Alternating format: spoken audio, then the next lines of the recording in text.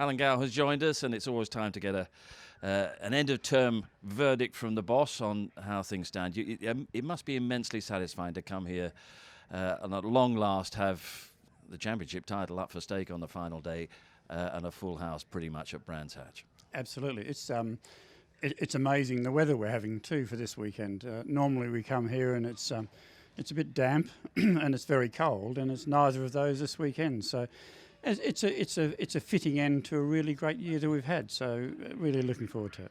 What for you have been the highlights of the year? What have been the themes that have come through? Young drivers have really established their profile, but we've got potentially a great champion out there.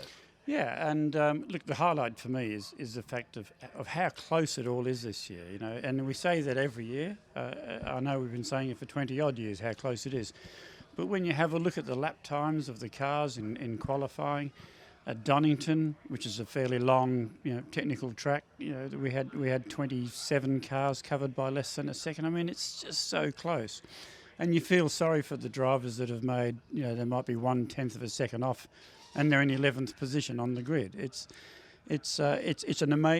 amazing and pleasing for me how tight it is and how good the regulations are that we've got that makes it so tight. The quality of the racing and the discipline of the racing, well, it's had its moments, as it always does, but satisfied in that respect? Yeah, absolutely, and it probably gets back to my previous point, is that when you've got cars so evenly matched, there's going to be a bit of rubbing. There's going to be a bit of putting your elbows out and everything else. I mean, that's the virtue of having, or that's the result of having so closely matched cars. Last 2 years have had their challenges. It's amazing that motorsport in general seems to have come through it with the show intact. Yeah, absolutely, and we've got, apart from the first 3 rounds, of course, this year when we had no crowd and then limited crowds for the next 2. Then since then, the crowds have been fantastic. All of the races we've had have had record crowds, far exceeding those that we had in 2019. So that's great. It just goes to show the pent-up demand that people had for coming back to the race meetings and having a look at the racing live.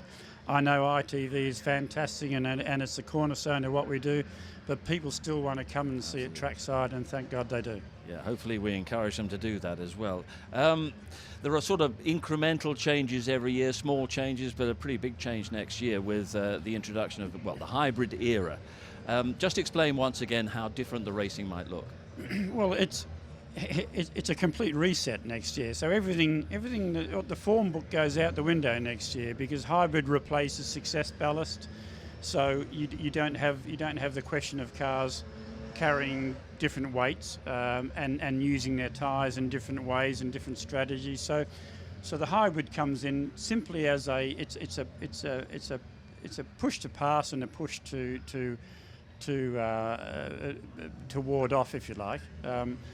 And it gives a driver 15 seconds of extra hybrid power per lap, and it also enables the driver in front to use his to keep the other guy behind. But what it will also do, more importantly, is it'll provide overtaking opportunities that we actually don't see at the moment. So you'll get people who will be able to, or drivers will be able to strategise their race a lot better than they are doing now, and instead of just managing a tyre for the whole race, they'll be managing the tyre and managing their hybrid power and utilising best when to use it. So it brings in a whole different set of elements, and as I said, it's a complete reset. So everything that's out there at the moment today isn't going to be the same next year, and that's something we're incredibly excited about. Yeah, we all are, and the Brands Hatch Showdown this time next year will be even more exciting. We've got the Ginettas out on the circuit. We just also must make the point, the strength of the TOCA support program, and we've got every championship being decided here on the final weekend.